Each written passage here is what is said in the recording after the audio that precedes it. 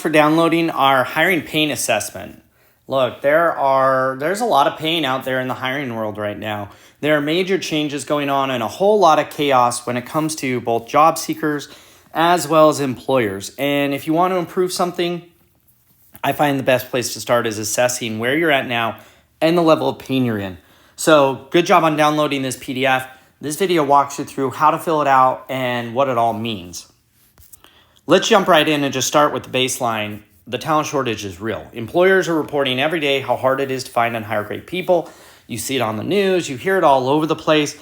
And I went out looking recently for the measurement of it.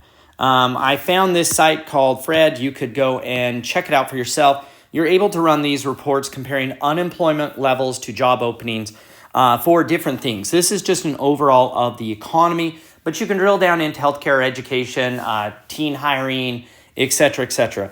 The biggest thing that I found to focus on was trying to find metrics to help your team understand how bad it is. And there's not really a perfect way to do this as far as being able to target your local market and the types of jobs you hire for, et cetera. But really what I wanted to do was find a baseline of comparison. And so I started off by saying, let's look at the gap between unemployed people and job openings pre-COVID, and let's compare it to the same size of gap post-COVID or as of today, right? And what I'm looking for is how big is this gap versus this gap. And what I found across almost every industry, every job role, every job seeker demographic, whether it was people over 25 without college degrees or those who have college degrees, etc., was that this was somewhere between 2 times to 5 times worse today than it was before. And so what this means is the really easy gut check. If it was hard for you to attract good candidates, to get them hired, to get them on board and keep them around before COVID, then most likely you're having twice as hard of a time or even worse. And the symptoms of this being worse, some are really easy. Some might just be the number of applicants you're getting. And you might say this is lower. It also could be, though, the engagement. And engagement's measured by ghosting. It's measured by how competitive the offers are. It's measured by job seekers getting multiple offers, or really just overall the lack of motivation and or desperation to accept or engage you for your job has gone down for most people. And clearly on the backside of this would be turnover.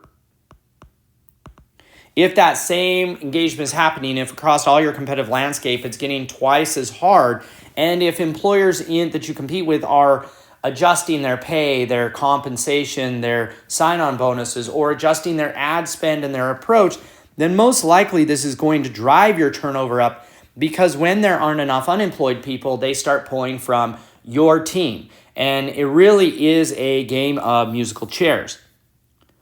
The fact is, for most of the last year and a half, employers kind of assumed that maybe this was a disruption, that it would go away and we'd return to normal. But the fact of the matter is, it isn't.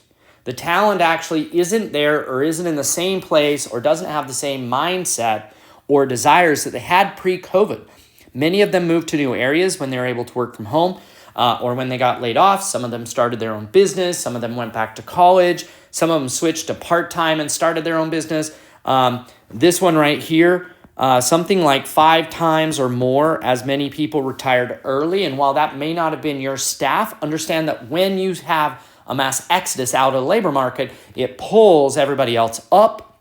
And so that could just be a 3 to 5 year period of time while we catch back up. This one right here, I believe, is the most overlooked one. The idea that a lot of the entry-level talent, whether that was college kids or the non-degreed, non-college educated crowd, switched over from maybe jobs that they were forced into having because of desperation in retail and restaurants, etc., over to Uber or Uber Eats or DoorDash. And while that might not seem to us in HR like it's a comparable situation, I'm afraid that for most employers, they don't realize that the pros outweigh the cons for the employee. When you switch from, say, a retail job making minimum wage to now making minimum wage plus tips, and more importantly, having this amazing autonomy and control over when you work, where you work, how you work, may be really hard to get those people to come back into the normal workforce where they're given a shift and they're kind of constrained.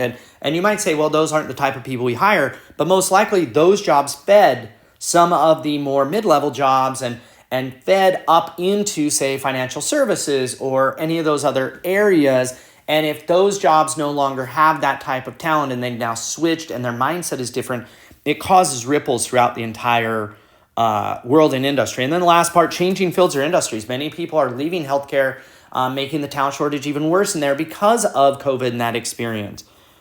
So what we need to do as an organization, step one, is to assess our pain. And so I created some worksheets to help us or help you go through with your team and kind of look at where you're at now, look at what the future looks like, look at the strategy you have, and look at your team's bandwidth. I would suggest you sit down with your team and talk through this with them. The very first thing is just at the very highest level. How bad is your hiring pain? And what we want to know, or what you should be thinking about, is where is your team along this scale? A lot of times that can be hard for us to judge, so I'll give you some different ideas of what it would look like. If the pain is low, it means that you've got plenty of applicants, right? We have just as many people or more people as we did before COVID, so we're thinking about this from a quantity standpoint, and we're thinking about from a quality standpoint, and you're thinking about it from an engagement standpoint. Meaning, do you get as many applicants? Do you get as high a quality applicants? And are they just as engaged and just as likely to take a job that you offer them as before COVID? As you kind of move around this and you say, well, it's getting a bit harder, right? This could be, well, not quite as much. Maybe the quantity's dipped, or maybe the quantity's still there, but the quality's not as low. Or maybe we get just the same number of applicants. They just are ghosting us on the interviews. Over here, it might be that we're not getting the highest quality and they're not checking the box on our offers. We're having to work harder to get to people who will actually engage and take the offer. As it comes around here, we start getting into where we are now short, where we don't have enough people to actually fill our jobs, and the shortage is starting to cause us some issues. Maybe it could be overtime that we're having to pay. It could be that it's adding stress to our workforce as they're trying to pick up the slack. When you get down on this far side, it starts to impact our business. Impact in a business could be we're putting off new initiatives. We're putting off new store openings. Or as you come down, it starts to get serious impact down here. We're closing early. We're not allowing customers to pay. We're losing revenue. We're not open as often, as frequent. We actually are having customers complain or leave us because of the lack of both availability of talent to do their jobs and even potentially the quality of that talent, because maybe you've got a lot newer workers working for you. This is kind of our gut reaction, where as a team you should go through and say, where are we at on this scale? But as we drill down, I'm going to walk you through how to drill down with your team, right? What we're trying to do is actually ask a handful of very pointed questions. Number one, do you have more job openings than 6 months ago? And that's kind of the trend line I look at, not then for COVID, but just in the last 6 months. Do we have more job openings, right? That's the very first one. And you might come in here and say, yes, we have, a lot more job openings. Number two, are you getting less applicants? And you might say, yeah, we're getting significantly less applicants. If you really want to know just how bad it is, you divide these two numbers to get applicants per job. This number right here is the real measurement, because it's possible you're getting just as many applicants, but you need to hire twice as many people. And so this number right here is the true measurement of we're not getting enough people applying for our jobs in comparison to 6 months ago. Now you might look at it and say, has the quality or engagement gone down? Again, quality meaning reported from your screening team or your managers, hiring managers, who are saying, yeah, we get the applicants, but they're just not as good as they used to be. Or even worse, we get them, and whether they're as good or not, they're ghosting us, they're rejecting our offers, they're not showing up to interviews, right? This right here is a measurement that while you might, regardless of whether you're getting a quantity of flow, and even if they're qualified, but they're just not as interested and as motivated to engage with you about your job offering. And then overall, when you sum these up, you get to a total score of how hard is it to attract qualified and engaged applicants. Because at the end of the day, that is what our goal is as an organization, is to build an engine where we attract qualified and engaged applicants for our jobs in excess of how many people we need to actually hire. Now, this will give you an overall gut feel of how is our paying today versus 6 months ago. And for most organizations, the answer is it's getting much worse, right?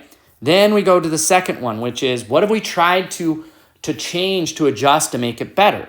And it could be for a lot of organizations that they are checking the box on saying, well, yeah, we've increased our pay, we've increased our benefits, we've increased our sign-on bonuses. Maybe you've changed your sourcing strategy. You've changed your ads dramatically. You've added more job boards. You're spending more money on job boards. You're increasing your referral engagement with your employees or whatever the case may be. Next one, are you filling the gap with third parties? Now, third parties might check the box. This would be somebody like temp or staffing or a third party like Headhunter or something like that, depending on the level of talent. And while they might check your box, if you are over here saying we're engaging third parties much more, the problem is that is not a long-term sustainable strategy. Most likely, either the quality is low if it's coming from temp or staffing, or the costs per hire are significantly more money. And so while those might check the box to fill the gap, if you're relying on them more and more, it's not a positive sign about your ability to compete for talent in the future. And once again, what we're looking for is this overall score. How aggressively have we changed our approach? Now, if you are not seeing as good results, but you've been aggressive changing your approach, it means that we're reaching the point where minor changes aren't working. Number 3, even if you've assessed that the pain is bad today and you've tried to change your approach, now we have to say, what will it be like next year, in the next 12 months? And this starts off with what are our needs, right? Are our needs going to go up? Are we planning to increase our headcount because we're growing? Maybe we're adding locations, maybe we're doing new initiatives. Is our turnover going up? I talked to a group yesterday whose turnover was 3 times worse at the end of 2021 as it was in the middle of 2021, which means if turnover's up, you're going to need more hiring just to keep your current headcount level. Do you foresee there being more available talent in your marketplace? Meaning, do you believe that there are people moving into your geographic area who are looking for the type of job that you provide and who are a fit for that type of job? Or do you feel like maybe there's more people leaving your area than coming in, and so this is actually starting to decrease, which would cause us more pain? And then once again, overall, are our needs for talent increasing?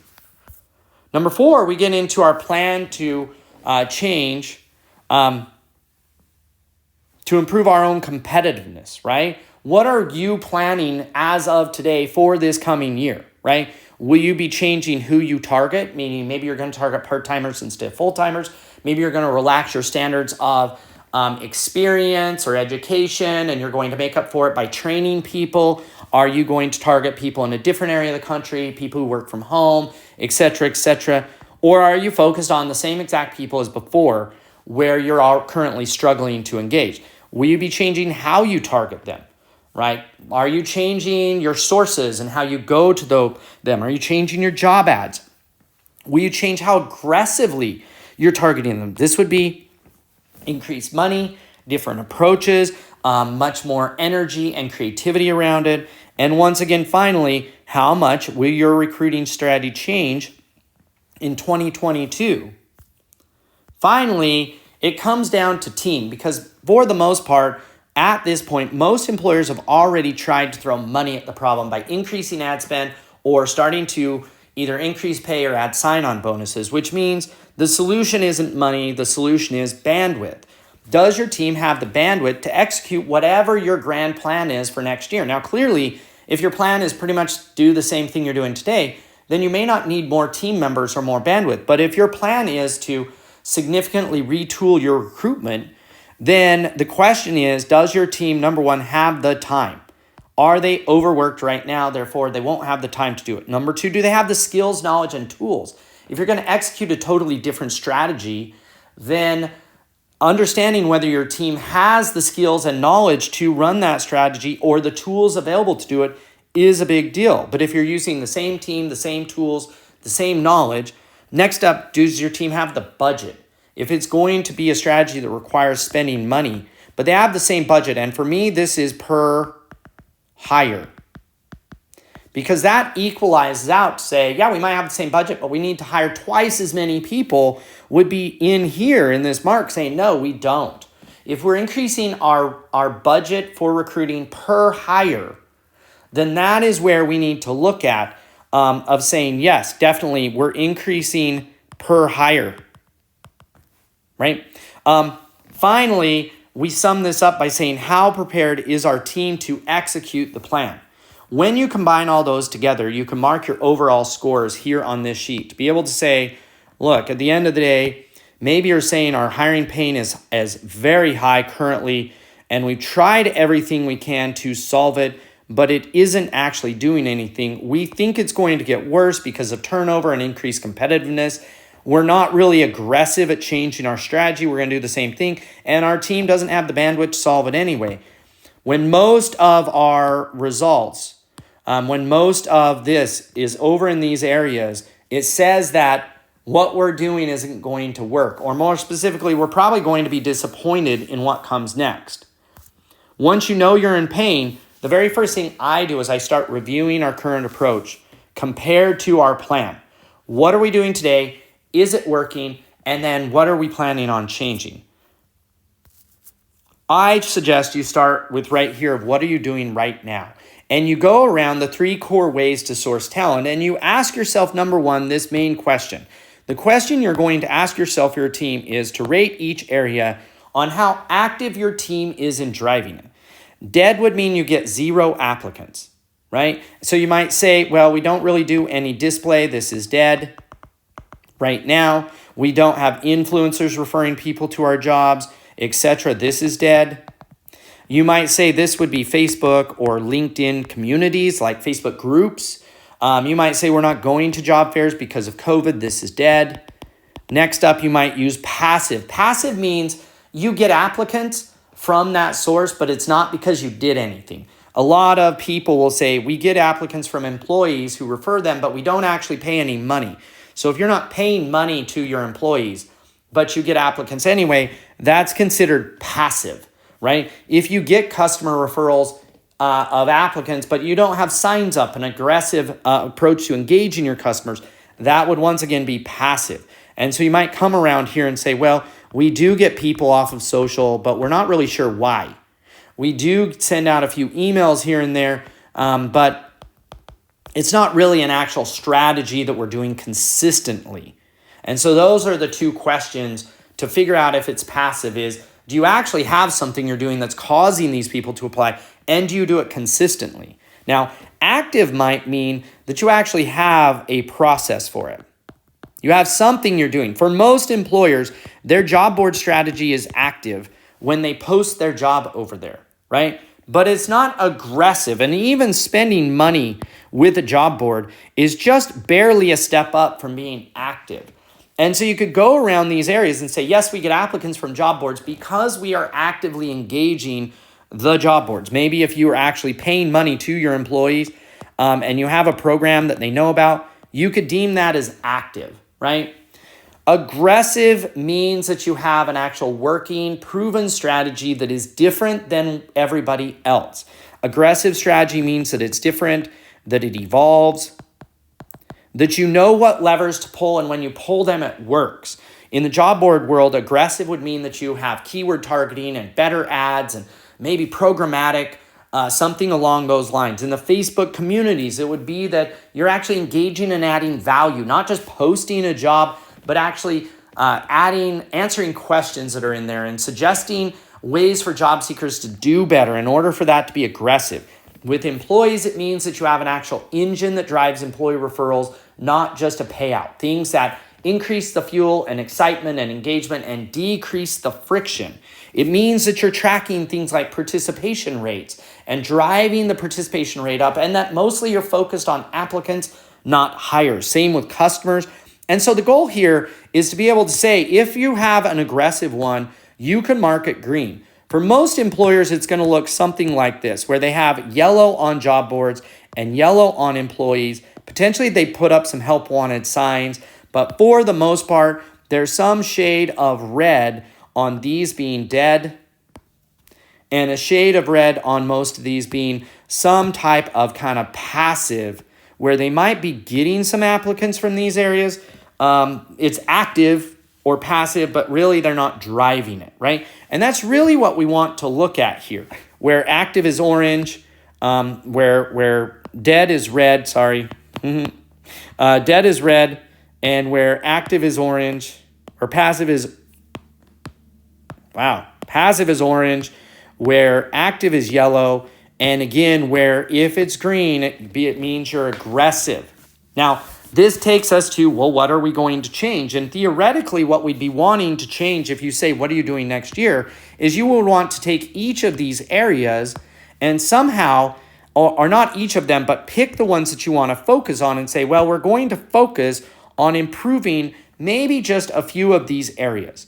Maybe you've just got a few that is your core focus, at least for the next 3 to 6 months, and your goal will be to come in here and elevate this color from yellow to red, to elevate the color from red to orange or orange to yellow. You're just trying to move it to the next step, but best possible scenario would be to turn these green on some of the most important areas, at least in the next quarter. And so you can use this chart instead to start saying, which ones are we going to focus on, optimize, maximize, and iterate?